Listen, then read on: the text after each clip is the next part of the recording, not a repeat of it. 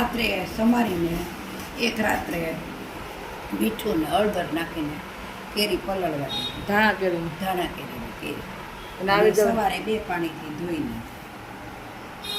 પછી આ પાણીમાં અમે ઘરમાં ગુંદા બનાવીએ છીએ કેરીના ખાટા આ પાણી કેરી છે 2 પાણીમાં આપણે કરીને ધોવાઈ. ધોવાઈ ગઈને આવી રીતે છે, જોઈ શકો છો.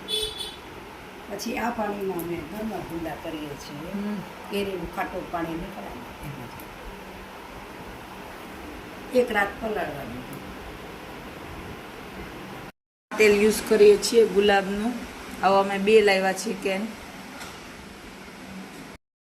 અમે અથાણાના ગુલાબ તેલ વાપરીએ છીએ. ગુલાબ તેલ નાખીએ છીએ. અમે 2 કેન લાવ્યા. આ અમે અથાણામાં જ યુઝ કરીએ છીએ. હવે મેં 2 કેન લાવ્યા છીએ. શકો છો આ 2 કેન આવી ગયા છે ગુલાબના. ગુલાબ તેલ છે અથાણા માટે અમે સ્પેશિયલ ગુલાબ તેલનો જ યુઝ કરીએ છીએ. હું 2 કેન લઈ આવી છું. તમે જોઈ શકો છો આ અથાણાનો આપણે કાલે બનાવ્યો તો એ છે. અથાણામાં આ શું કર્યું છે, સંભારના એડ કર્યો અને હવે આપણે એડ કરી રહ્યા છીએ અથાણામાં ગુલાબ તેલ.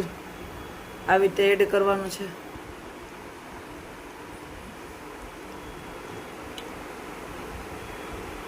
કેટલું એડ કરવાનું? ડૂબે સુધી.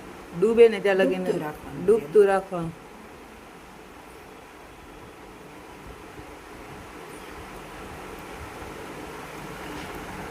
આ રીતનું અથાણું બન્યું છે ફ્રેન્ડ્સ. તમે અમારા વિડીયો જોતા હોય તો લાઈક, શેર અને સબસ્ક્રાઈબ કરવાનું ભૂલતા નહીં. આવા અથાણાની અમે રેસીપી આપતા જ રહીશું. બીજામાં આપણે એડ કરી રહ્યા છીએ.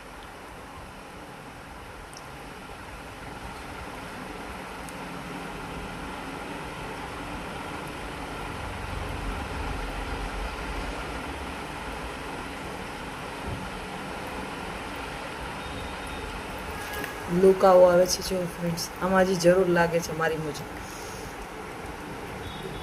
એડ કરો.